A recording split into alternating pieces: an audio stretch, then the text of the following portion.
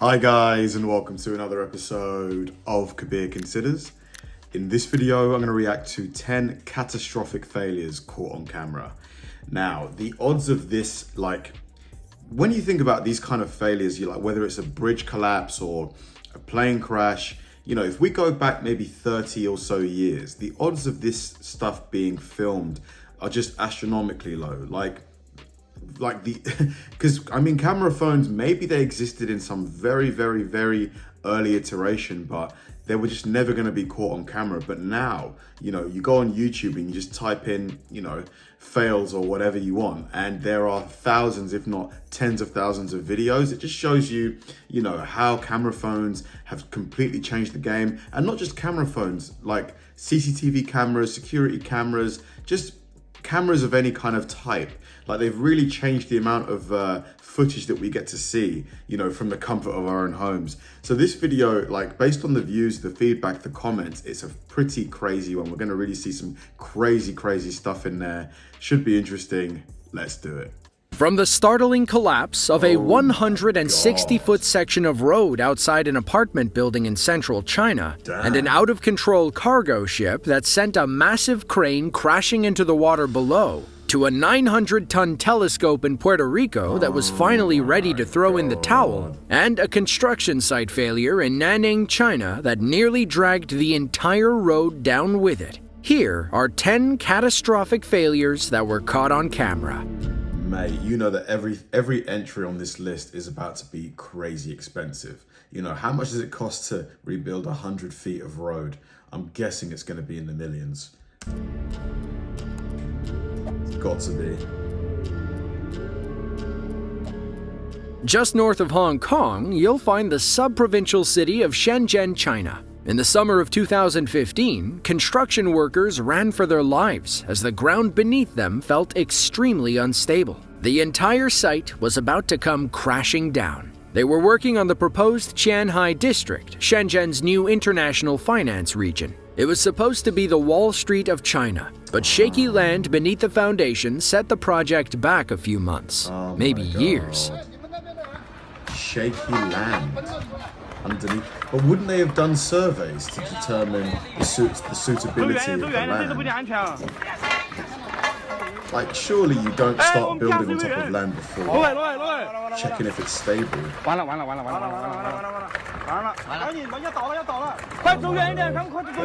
going.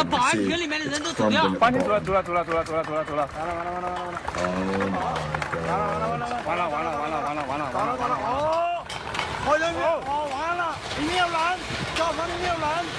All that time and money wasted.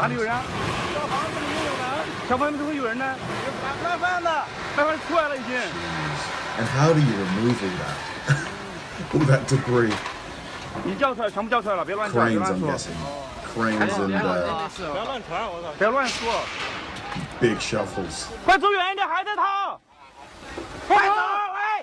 Are there people there? Mate, get away from there. Workers scramble away from the construction site. You can hear the structure creaking and cracking. They warn each other to get back as the wall starts bending. Just look at it. It looks like it's holding back a flood. Small pieces start falling from the bottom. Then the entire thing comes crashing down. Everything slides from the foundation. You can see pieces of the road falling in the pit across. Mate, there's a car right here. If this car it looks like he's maybe a meter or two away from the edge. The car and the person in there, down they go. It's the valley. Whoever owns that car is lucky it didn't move. Yep. Nobody got hurt during the collapse, but it did set the entire project back. Inspectors blamed the catastrophe on soft soil beneath the foundation. The project was built on reclaimed land, which is basically artificial land built over bodies of water. Am I wrong? Anyone who works in construction is watching this video.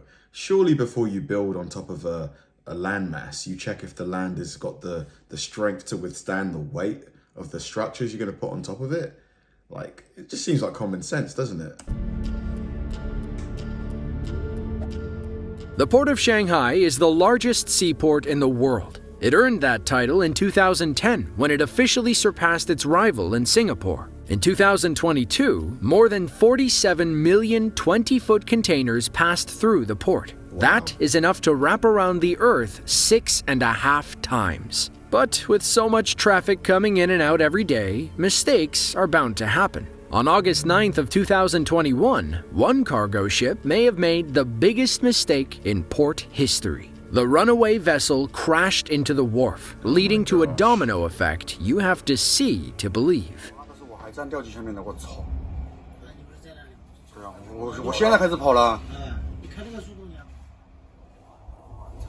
Oh my God. Oh man. And I mean, because it's so big, you can't just hit the brakes. You got to hit the brakes from quite far away, I guess, to slow it down. Oh my gosh.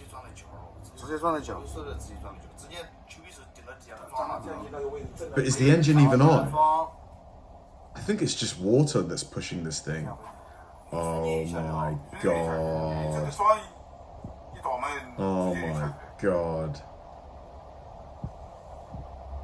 Man, all that equipment, all the materials. Jeez. The captain of that ship is going to be in big trouble. Can he even see? Because the captain might be facing that way. They say slow and steady wins the race. In this case, slow and steady keeps everyone on the edge of their seat. The crew probably radioed in and said that they were out of control. As the boat approaches, it doesn't look like anybody is on or near the dock. It inches closer and closer to the pier before finally making contact. The dock tries to fight back, but there's no stopping that ship. The entire thing gives way and collapses into the water. Watching that crane fall is like watching a scene from Godzilla or Pacific Rim. It looks like a toy from so far away. Imagine if you were standing right underneath it. These videos don't make us feel any better in the middle of a supply chain crisis, but at least nobody was injured. Yeah, thank goodness. I mean, in that situation, what would be the correct thing for the captain to do? Don't they have anchors? Like, ships that size usually have an anchor, right, to hold it in place? I feel like there's something that could have been done to prevent that from happening. Tel Aviv is the technological and economic center of Israel. As such, new construction projects pop up almost every day. Some of those projects require tall cranes, so it's not uncommon to see them sticking up in the skyline. In late October of 2015, severe weather battered the Middle East. Some parts of Israel saw baseball-sized hail, and others were met with tropical storm force winds. Two men were working on a high-rise building when things got crazy. The wind blew loose objects across the floor and out the exposed sides. Then, our workers noticed something wrong with the crane next door. This wind is insane.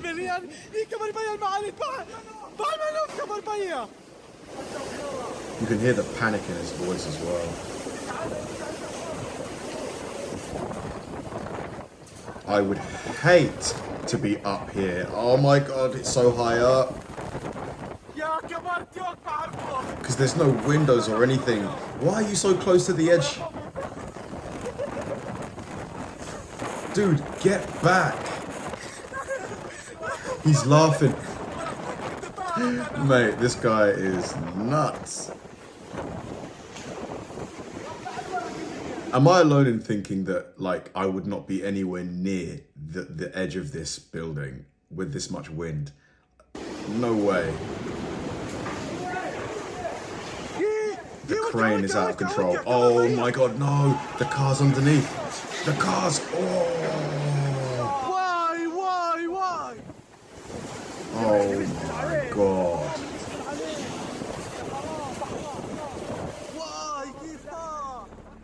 Our cameraman takes a huge risk getting so close to the edge. Yeah. The wind could easily pick up a pallet or a loose tile and hit him in the back. Still, he and his buddy can't help but laugh. You know, that crazy person laugh you make when you're afraid. That is when the crane steals his attention. It bends in half and looks like it's about to crash into the street. Thankfully, the arm doesn't break. Is it me, or is this crane, the arm of this crane, quite weak? Considering they're meant to be able to lift huge, heavy objects. I don't feel like this crane should have been able to bend like this. Or am I wrong here? Just slumps over like it has bad posture. Hundreds of thousands of central Israelis were without power once the storm passed. According to the Times of Israel, wind speeds topped 55 miles per hour that day. I don't know, it doesn't seem enough. It doesn't seem like that should be enough to bend the arm of that crane. That crane seems really weak. Everyone loves a good marble countertop, but do you ever stop to think about where it comes from? Well, your marble might come from the mines in Bunia, Pakistan, a mining district in the country's northeastern region. Each of those blocks can weigh over 20,000 pounds, meaning you need some extra heavy machinery to move them around. On August 3rd of 2017, one flatbed bit off a little more than it could chew.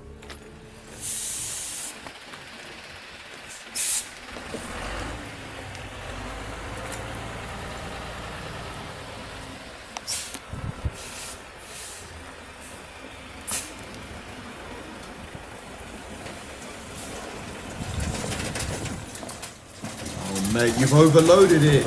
You've overloaded. Oh my God.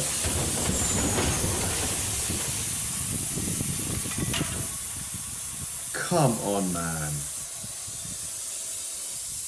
What were you thinking? Seraja? Serajo?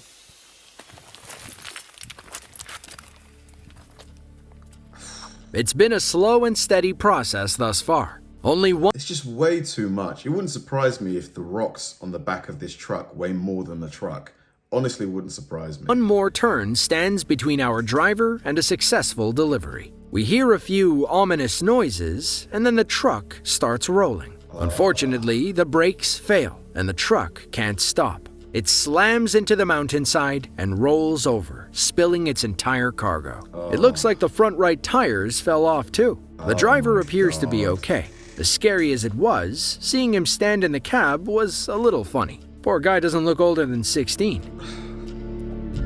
I mean, look, I've got nothing against anyone trying to make a living and stuff, but I just don't feel like, why would you put that much material on that truck? I guess maybe he's done it before, like that amount, and he's got down a few times quite luckily, but to me, it was quite obvious that it was overloaded.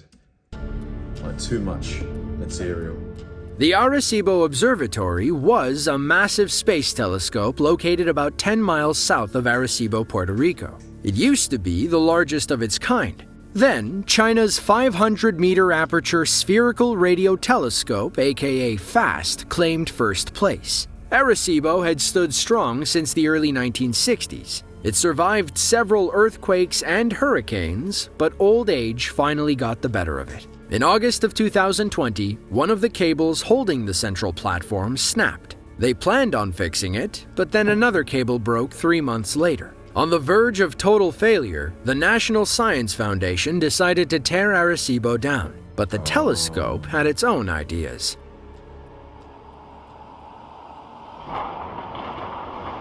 Oh my God.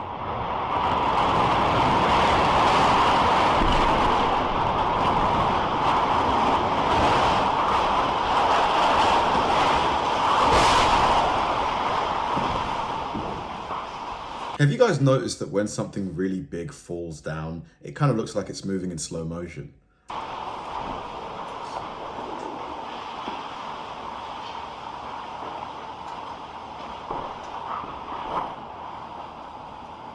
hope nobody was down there. Mate. Imagine you look up and you see this massive telescope. You're currently watching a 900-ton object crash into the hills of Puerto Rico. It falls nearly 450 feet onto the dish below. The cables pull on other structures around the area, causing towers in the foreground and background to topple over. They planned on sending crews out to inspect the telescope and determine the best way to take it down. At least they won't have to pay for a professional demo. Drone footage from the collapse shows us the moment the cables snap. Wow. It's amazing how a few tiny wires cause the entire thing to suddenly fail. Yeah. According to Ramon Lugo, director of the Florida Space Institute, the telescope lost about one wire every day after Thanksgiving. It was impossible to save at that point, and it was only a matter of time before it came crashing down. Damn. Like I said, you just gotta hope nobody was anywhere near the bottom, like the surface, when that thing fell down. 900 tons. What is that? 90,000 kilograms, I think. Yeah. No? Is it more than that? Because there's 1,000 kilograms in a ton. No, that's 900,000 kilograms. Whoa.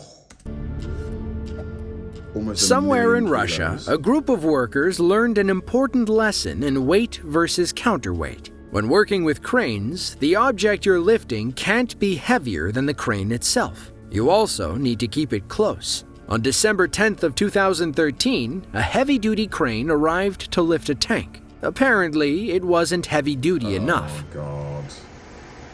You can just tell by looking at the crane. They're just too close in size. Too close. And that tank probably weighs like 40 tons. Oh, mate. As soon as it starts lowering it, the tank is going to go whoop.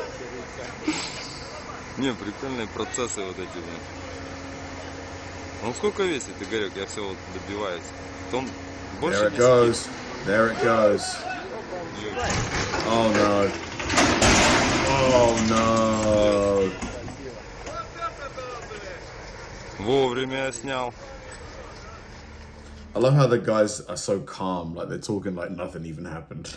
Now, we can't say why they needed the crane to move the tank, so we'll assume it got stuck on the road. One of the men pokes the tank, causing it to rotate as the crane moves it over the trees. But the tank begins drifting, which throws the balance off. The entire contraption tips over, and the top of the crane crashes through a covered truck. Luckily, none of the men were standing directly underneath. We wonder if they had an even bigger crane on standby.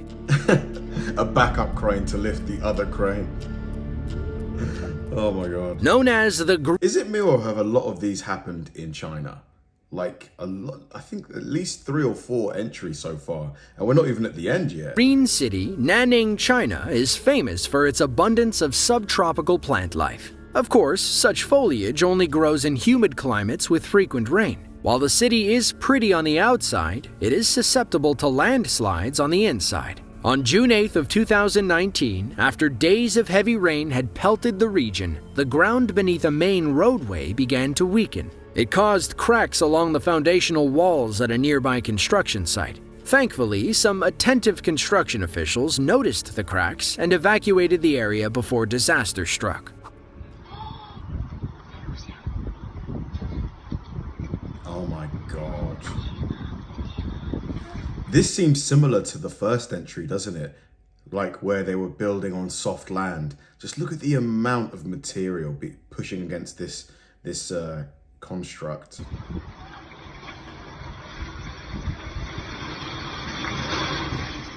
Frustratingly, the video ends right there, and we weren't able to find any more online. Imagine, though, looking down from your apartment and watching the entire thing collapse. You can see where crews built emergency walls to close the road in the nick of time. According to the incident report, about 4,500 cubic meters of debris collapsed into the pit. The day before the collapse, workers noticed cracks in the road that measured 15 inches wide by 60 feet long. Apparently, a group of experts deemed the site safe after examining the cracks. They changed their minds about 5 hours before everything came crashing down. Really? I mean, a lot of these people that are working on these projects, it seems that they're not really qualified to be doing their jobs. Like they really don't have the knowledge or expertise, or maybe they're being bribed. Who knows? Who knows? About 1,000 Another miles in northwest China. of Hong Kong is the prefecture-level city of Guang'an, China. Relentless rain weakened the foundation near an apartment complex parking garage. June of 2018 was a particularly rainy month in central China. Then again, East Asia is known for its heavy rainfall, leading to frequent disasters like flash floods and landslides. While the garage itself was okay, the 160-foot stretch of road leading to it wasn't as lucky. Oh my God. The whole road.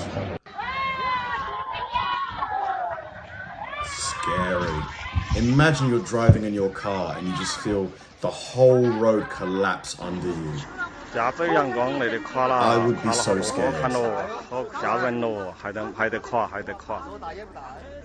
Plenty of people kept their cameras rolling when the road collapsed. The CCTV footage almost looks fake, like someone built a model of the city and then destroyed it. One man records from what we believe is the apartment building in question. It looks like the ramp used to connect to the road. Obviously, not anymore. We hope that there's a rear exit on the other side of the building. Imagine looking out the window and seeing your apartment teetering on the edge of a cliff. According to reports, about 50 people were evacuated from the building and moved to nearby hotels. Meanwhile, inspectors examined the apartment to see if there was any structural damage. It was an expensive disaster, but one that thankfully caused no injuries.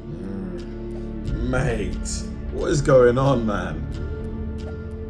The Outer Banks is a 200-mile-long stretch of barrier islands off the coast of North Carolina. Right in the middle is the Cape Hatteras National Seashore. I think this might be the first one in America, like on this list. A 70-mile stretch of protected federal land. While life on the Cape is beautiful, living on a barrier island comes with risks. Those risks were on full display in May of 2022. A low-pressure system inundated the Outer Banks with strong winds and massive waves. Many homes on the seashore are built on stilts to avoid flooding during high tide. Sometimes, the combination of wind and waves proves to be too much.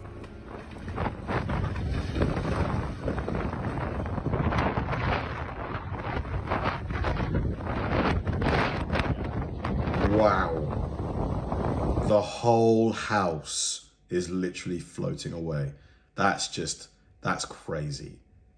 Imagine you're driving home from work and you see your whole house is in the sea. Mate, it's not even funny. It's actually really, really sad.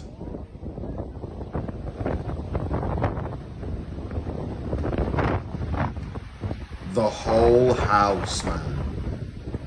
But wasn't the house secured down? Like, where was the foundations? Like, the foundations can't have been very strong for this to happen. Or very deep.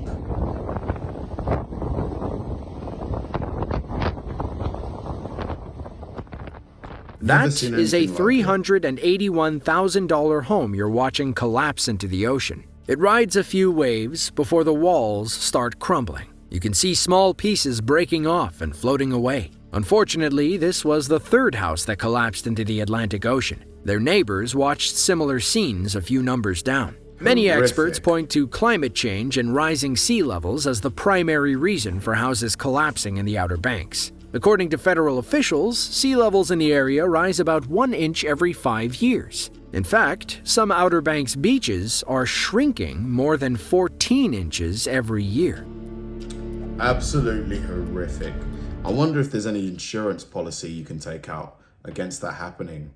There must be. It'd probably be really expensive though, especially if you live that close to the ocean. On July 12th of 2017, a ferry off the coast of Turkey lost control and slammed into the dock. We're not sure if they had engine trouble or if the captain wasn't paying attention. You know when you have an awful feeling about something? That's how our friend in the yellow car must have felt when he saw this ferry barreling straight for the shore. Big boats like that look pretty slow from a distance. Just wait until they get too close.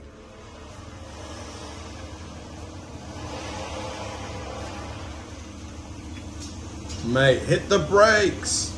Brake! Oh, man.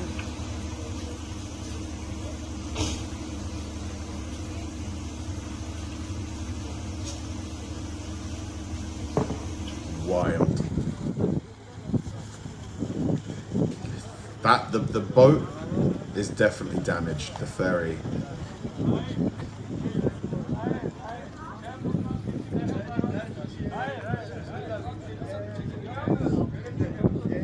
The bridge, obviously.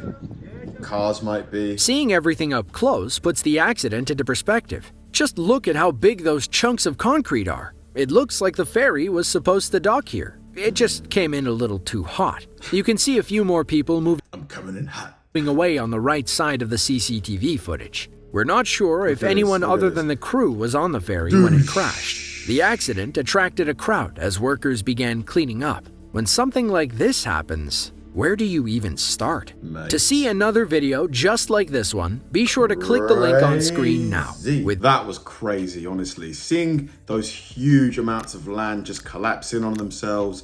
To be fair, for me, the most nuts one was probably the house. Just seeing a full house. The guy said it was worth, I don't know, $380,000, which is a lot of money. You know, to see your home being washed away, I cannot imagine how you would feel. I would, just total devastation. That's your home. You know, not a lot of people have second homes.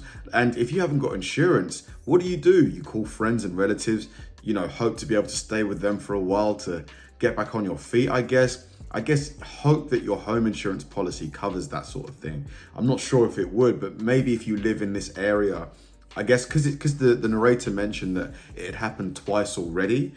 If it happened twice and I lived there, I would take an insurance policy out if I could find one that covers that. Because if it can happen to 2 other people, it can happen to you. Because if not, what do? You've just got to buy another house. Horrible, crazy video. Thanks for watching, guys, and I'll see you in the next one.